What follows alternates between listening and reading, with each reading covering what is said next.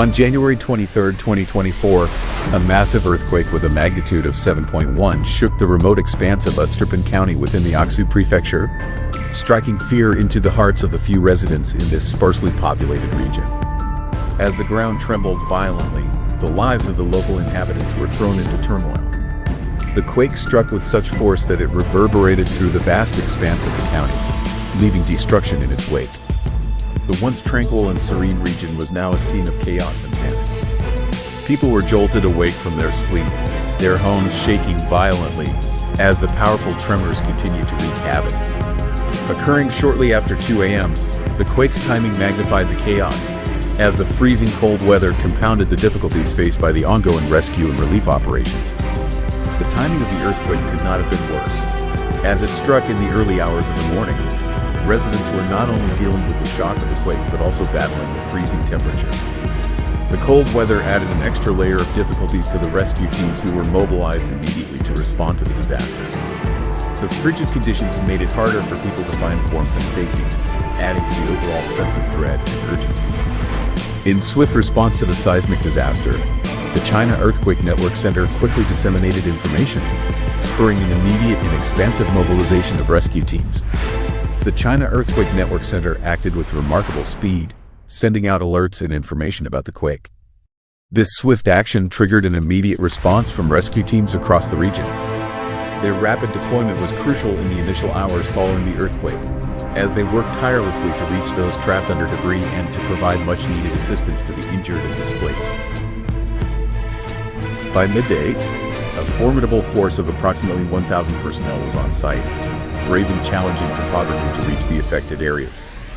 By the time the sun had risen, a force of nearly 1,000 personnel had arrived in the affected areas. These brave individuals, including rescue workers, medical teams, and volunteers, faced treacherous terrain and harsh conditions to reach the devastated communities.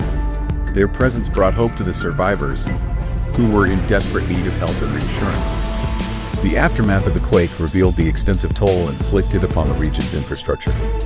As the dust settled, the true extent of the damage became evident. The earthquake had left a trail of destruction in its wake, with buildings reduced to rubble and infrastructure severely damaged.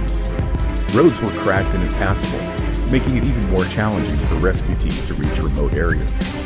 The scale of the devastation was overwhelming, and the task of rebuilding seemed daunting.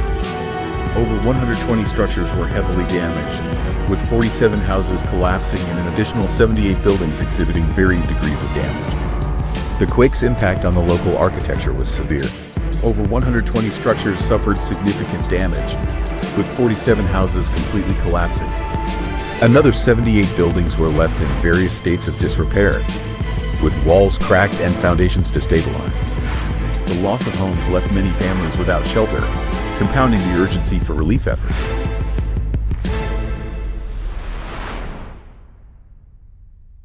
Agricultural facilities, including greenhouses, were reduced to mere plastic sheets and rubble, adding another layer of complexity to the multifaceted challenges faced by the local population.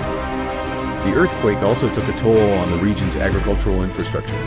Greenhouses and other facilities were destroyed, reducing them to piles of plastic and rubble. This devastation added another layer of complexity to the challenges faced by the local population, as their means of livelihood were disrupted and the prospect of food shortages loomed. Recognizing the pressing need for assistance, emergency survival gear, including coats, was swiftly dispatched to provide solace to the thousands who had evacuated their homes. In response to the urgent need for assistance, emergency survival gear was quickly dispatched to the affected areas.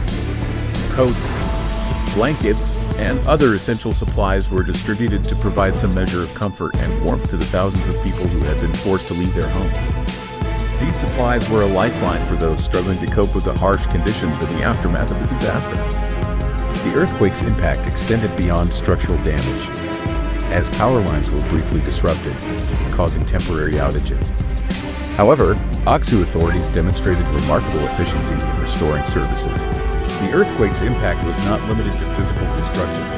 Power lines were damaged, leading to temporary outages that further complicated the situation. However, the authorities in Aksu demonstrated remarkable efficiency in restoring services. Their prompt action ensured that power was quickly returned, bringing a sense of normalcy to an otherwise chaotic situation. The U.S. Geological Survey, in its meticulous analysis of the seismic event, reported a magnitude of 7.0 and identified the earthquake's epicenter in the seismically active Tian Shan mountain range. The U.S. Geological Survey provided a detailed analysis of the seismic event, confirming a magnitude of 7.0. They identified the epicenter in the seismically active Tian Shan mountain range, highlighting the region's vulnerability to such natural disasters. This information was crucial for understanding the quake's origins and for planning future mitigation efforts. A historical perspective unveiled a striking parallel with a magnitude 7.1 earthquake recorded in 1978, about 200 kilometers north of the present epicenter, accentuating the region's historical susceptibility to such seismic occurrences. A look back at history revealed a striking parallel with a previous earthquake of magnitude 7.1 that occurred in 1978, about 200 kilometers north of the current epicenter. This historical context accentuated the region's susceptibility to seismic activity and underscored the need for ongoing preparedness and resilience building efforts. The primary seismic event was succeeded by a series of aftershocks, the most potent among them registering at 5.3 in magnitude. The seismic impact transcended the immediate vicinity, with tremors felt across the Xinjiang region. The initial quake was followed by a series of aftershocks, adding to the trauma and uncertainty faced by the residents. The most significant aftershock registered at 5.3 in magnitude, spreading tremors across the broader Xinjiang region. These aftershocks served as a stark reminder of the continuing danger and the need for vigilance. Neighboring countries such as Kyrgyzstan and Kazakhstan also felt the tremors. In Almaty, the capital of Kazakhstan, residents evacuated their homes in response to the seismic activity, and classes for children were temporarily suspended. Both Xinjiang and Kazakhstan sought to facilitate recovery from the emotional and physical shock caused by the earthquake. The impact of the earthquake extended beyond China's borders. Neighboring countries like Kyrgyzstan and Kazakhstan felt the tremors, prompting emergency responses. In Almaty, the capital of Kazakhstan, residents evacuated their homes, and schools temporarily suspended classes to ensure the safety of children. Both Xinjiang and Kazakhstan worked to support their populations in recovering from the emotional and physical shock of the quake.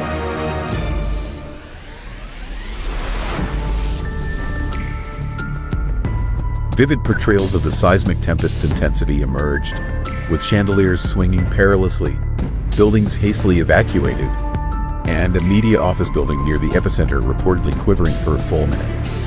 As the quake struck, vivid scenes of its intensity were captured. Chandeliers swung perilously, buildings were hastily evacuated, and a media office building near the epicenter reportedly quivered for a full minute. These dramatic images highlighted the raw power of the earthquake and the immediate response it triggered among those affected. The digital sphere echoed with social media posts and videos capturing residents bundled in winter jackets on the streets, scenes of structural devastation, and the palpable tumult resulting from the quake. This seismic episode, woven into the broader tapestry of natural calamities impacting China's western regions, serves as a poignant reminder of the region's susceptibility to such events. Social media was flooded with posts and videos documenting the earthquake's aftermath. Residents bundled in winter jackets stood on the streets, surveying the damage and sharing their experiences. The scenes of structural devastation and the palpable tumult were shared widely, serving as a poignant reminder of the region's vulnerability to natural disasters. Earthquakes, though not uncommon in provinces like Gansu, Qinghai, Sichuan, and Yunnan, as well as in the Xinjiang region in Tibet, present persistent challenges to the affected communities. While earthquakes are not uncommon in regions like Gansu, Qinghai, Sichuan, Yunnan, Xinjiang, and Tibet, they continue to present persistent challenges to the affected communities. The recurrent nature of these seismic events underscores the need for ongoing efforts to build resilience and preparedness among the populations at risk.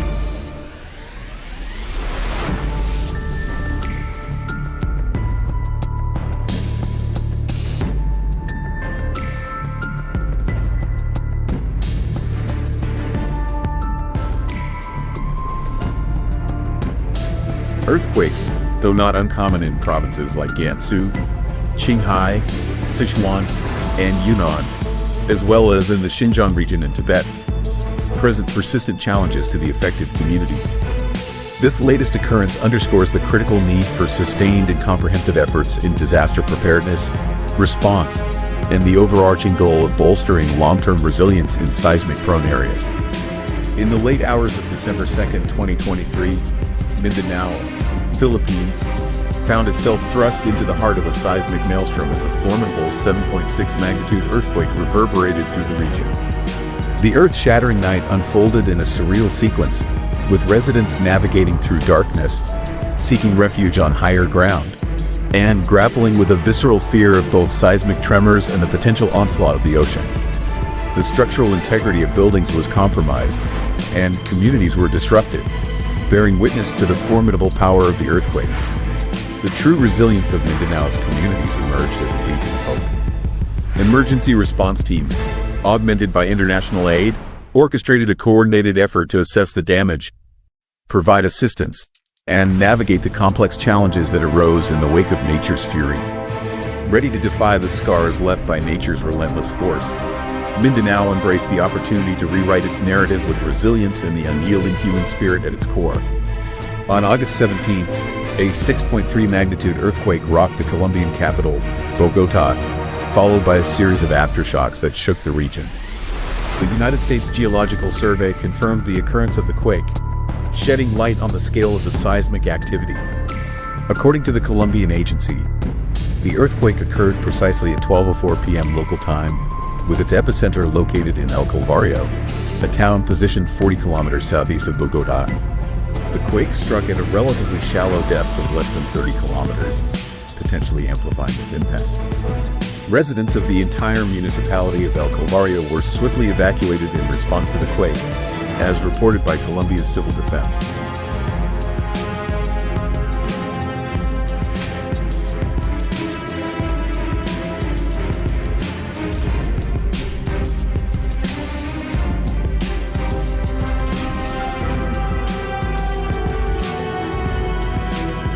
The seismic jolt, measuring 5.1 on the magnitude scale, struck precisely at 2:41 p.m. It originated approximately 4 miles southeast of the picturesque mountain enclave of Ojai, nestled about 80 miles northwest of downtown Los Angeles. This seismic activity coincided with heightened alertness stemming from the recent landfall of Tropical Storm Hilary. The storm's arrival set in motion an influx of torrential rain and weather-related challenges throughout the southern reaches of the state.